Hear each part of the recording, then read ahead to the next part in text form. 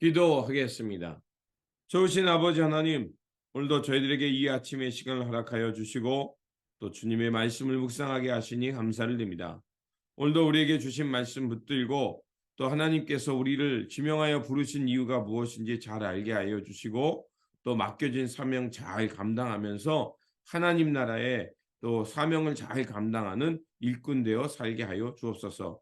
우리 구주 예수 그리스도 이름으로 기도드립니다. 아멘.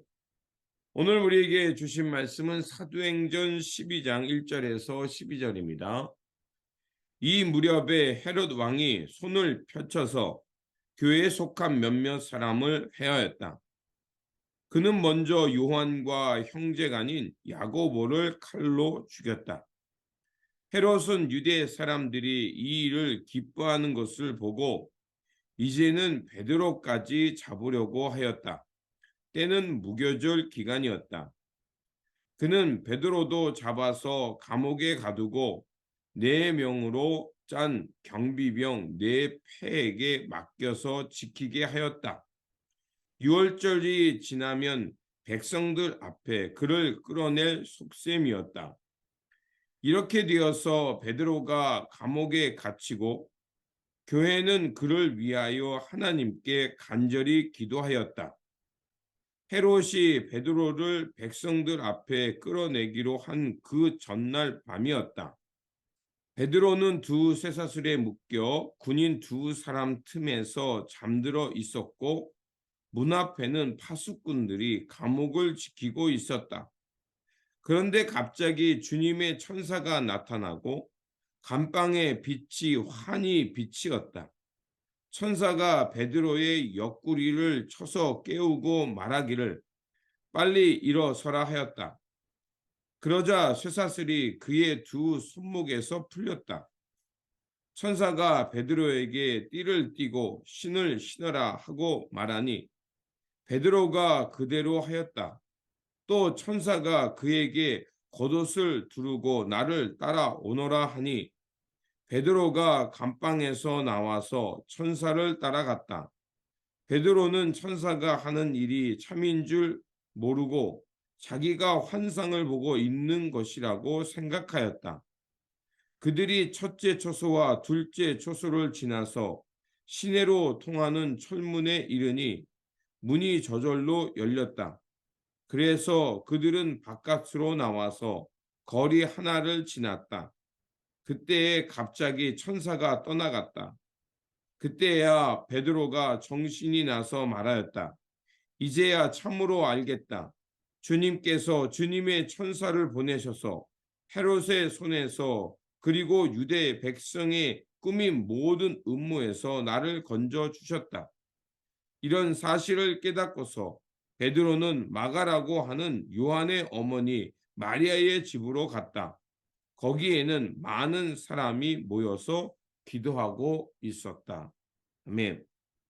오늘 본문 말씀은 이제 교회에 대해서 헤롯 아그리빠죠. 분봉왕이 박해를 가하고 그렇게 해서 하나님의 그 뜻을 방해하려고 합니다. 그럼에도 불구하고 베드로가 탈출했다는 얘기는 바로 그 하나님의 교회가 그럼에도 성장해 갔음을 말해주는 말씀입니다. 앞에서 말씀드린 대로 헤롯 아그리빠, 그 헤롯 대왕의 손자죠. 그가 분봉왕으로 있을 때 유대 사람으로부터 환심을 얻으려고 이제 교회 지도자들을 처형합니다. 그때 야고보가 순교를 당하게 되고요. 그리고 두 번째로 베드로도 잡아서 처형하려고 합니다. 그래서 그 야고보를 죽임으로 그렇게 유대인들에게 환대를 받았으니까 베드로마저 죽인다면 유대인들과 관계가 굉장히 돈독해질 거라고 생각해서 이제 무교절 기간에 베드로를 체포합니다. 그런데 무교절이라는 얘기는 바로 유대인들이 많이 모였지만 그날은 절기였기 때문에 그날에 처형한다는 것은 그, 그 유대교회 전통에서 별로 덕이 되지 않으니까 무교절이 끝날 때까지 기다렸다가 베드로를 죽이려고 합니다. 이제 베드로가 처형되기 전날 밤에 하나님께서 천사를 보내서 베드로를 이제 그 감옥에서 탈출하게 합니다. 자, 이런 사실, 자, 야고보가 죽고 베드로마저 이제 감옥에 갇혀서 처형당할 상황의 위기에 처하자 초대교회는 그냥 있을 수가 없었습니다. 그 야고보가 죽은 것을 그들은 안타까워했을 뿐만 아니라 베드로마저 죽는다면 이제 초대교회는 큰 위기를 맞을 것이 뻔했습니다.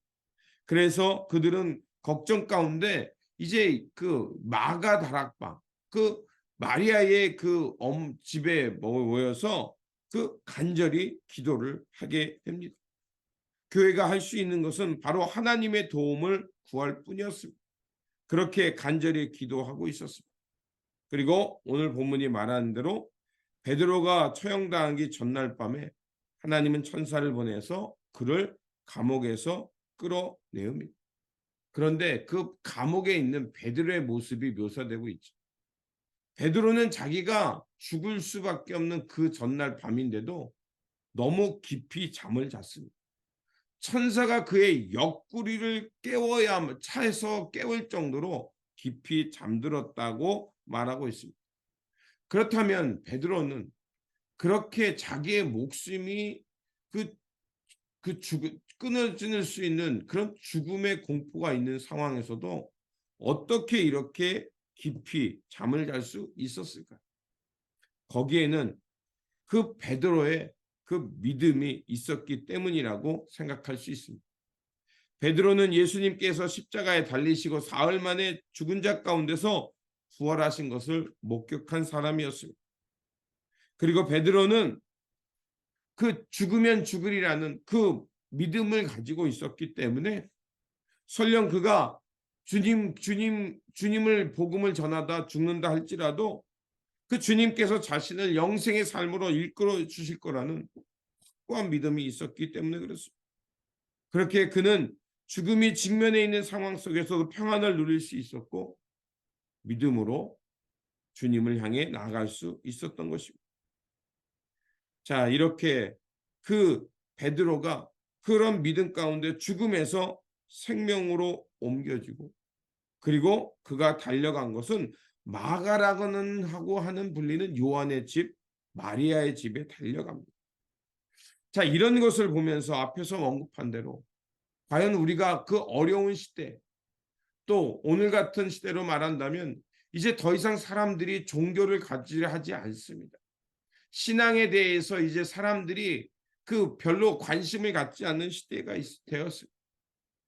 그렇다면 우리가 이런 때 또 사도행전을 묵상하면서 우리가 가져야 될 우리의 마음은 어떤 것일까요?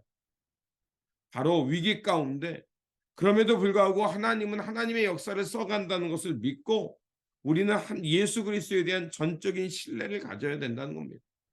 두 번째로 우리가 가져야 할 마음은 바로 이런 어려운 상황 속에서도 우리가 끊임없이 이 아침을 깨우며 말씀을 묵상하는 것처럼 기도하는 삶을 놓치지 말아야 한다는 것입니다. 하나님께서 야고보가 먼저 처형당하고 베드로가 처형당하는 그런 위기적 상황, 그럴 때 교회가 할 수 있었던 것은 하나님께 간절히 기도하는 것이었고 또 죽음의 직면에 있던 그런 위기와 공포 속에 있는 사람으로는 우리가 예수 그리스도를 전적으로 신뢰하며 하나님께서 이 역사를 써가실 것을 믿고 기도하는 것이었습니다. 그렇게 우리가 주님을 향한 믿음과 기도의 마음을 가지고 있을 때 하나님께서 하나님의 방법으로 우리에게는 기적과 같은 일이 일어날 것이고 하나님의 역사가 있을 거라 믿습니다. 오늘 사도행전은 우리에게 말하고 싶은 것은 교회가 이런 세상 위협 속에서도 믿음을 잃지 않고 갈 수 있었던 것은 그들이 기도했기 때문이고 성도들이 함께 모여 기도할 때 하나님의 뜻을 이루는 것이 되었고 베드로가 옥에서 나올 수 있는 그런 기적 같은 일이 일어날 수 있다는 것입니다.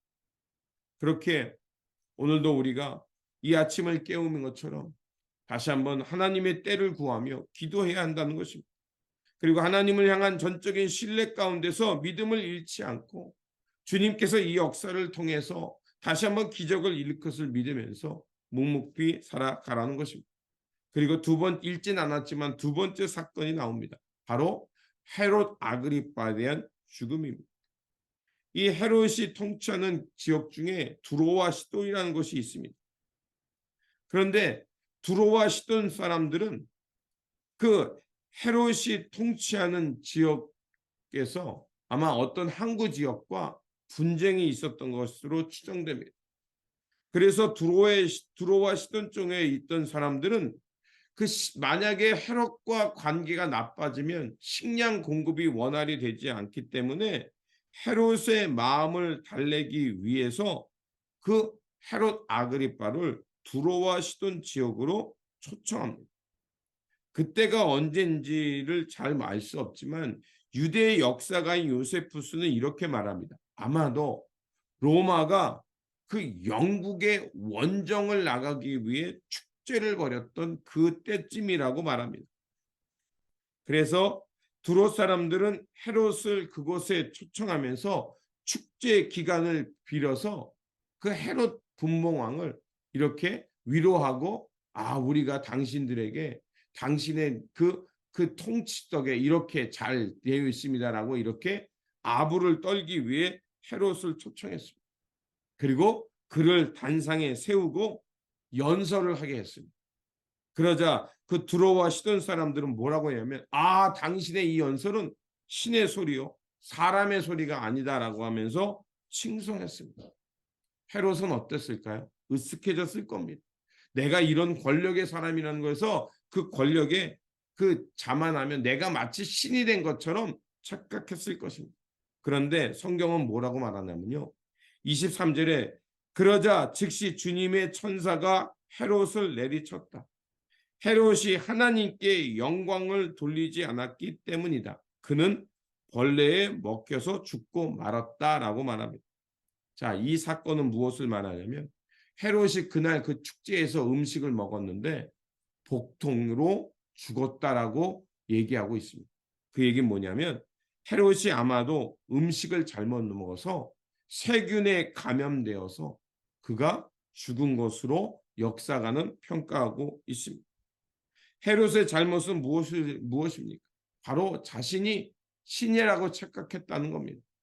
그리고 성경은 그거에 대해서 하나님께 돌려야 될 영광을 자신의 것으로 돌렸기 때문이라고 말합니다. 이것은 무엇을 말할까요? 그는 가진 권세를 가지고 하나님께 도전했다는 것이고 하나님의 교회를 박해하다가 그렇게 죽고 말았다는 것을 성경은 빗대어서 그렇게 얘기한 것입니다. 그럼에도 이런 어려움과 그런 박해 속에서도 하나님은 교회를 지키셨을 뿐만 아니라 그 교회가 그런 어려움 속에서 견뎌낼 수 있었던 것은 하나님의 역사를 믿고 그들이 간절히 기도했기 때문입니다. 그래서 오늘 본문 끝은 이렇게 말합니다. 이런 어려움 속에서도 하나님의 역사와 기적이 있자 24절에 하나님의 말씀이 점점 더 널리 퍼지고 믿는 사람들이 많아졌다라고 말합니다. 그렇습니다. 오늘도 우리가 살아가는 이 삶 속에 여러 가지 어려움이 있을 겁니다. 경제적인 도전이 있을 수도 있고요. 세상 사람들이 우리를 비난할 수도 있고 우리가 가는 길에 대해서 사람들이 따르지 않을 수 있습니다. 그러나 잊지 말아야 할 것이 있습니다. 우리는 어느 곳에 가든지 주님의 복음의 증인이 되어야 한다는 것입니다. 하나님께서는 당신의 역사를 그 하나님의 백성들, 교회를 통해서 써 가신다는 것을 오늘 본문은 우리에게 말해주고 있습니다. 그러므로 때로는 우리가 알 수 없는 고난과 어려움이 있겠지만 막힌 것 같을지 모르지만 그러나 오히려 그때가 하나님이 일할 때라는 것을 기억하면서 묵묵히 믿음의 길을 가야 할 것입니다. 그렇게 오늘도 우리에게 주어진 이 삶 속에서 맡겨진 사명 잘 감당함으로 주님의 몸된 교회를 아름답게 이루어갈 뿐만 아니라 우리가 서 있는 곳에서 복음의 증인되어서 하나님 나라를 향해 살아가는 주님의 신실한 제자가 되어야 할 것입니다.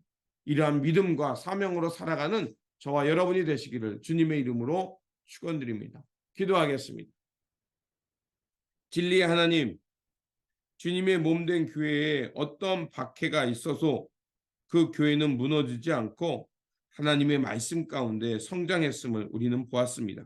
그러하오니 오늘도 우리가 살아가는 이 삶 속에 세상 도전과 어려움이 있다 할지라도 믿음을 잃지 않게 하여 주시고 하나님의 선한 역사가 있었음을 또 그 역사가 지금도 이어지고 있음을 기억하면서 담대히 기도하면서 믿음으로 살아가는 복음의 증인들 되게 하여 주옵소서. 그래서 교회의 머리 되시는 예수 그리스도를 바라보며 주님께서 이끌어가는 그 역사에 저희들이 신실하게 따라가는 우리 모두가 되게 하여 주옵소서. 우리 구주 예수 그리스도의 이름으로 기도드립니다. 아멘.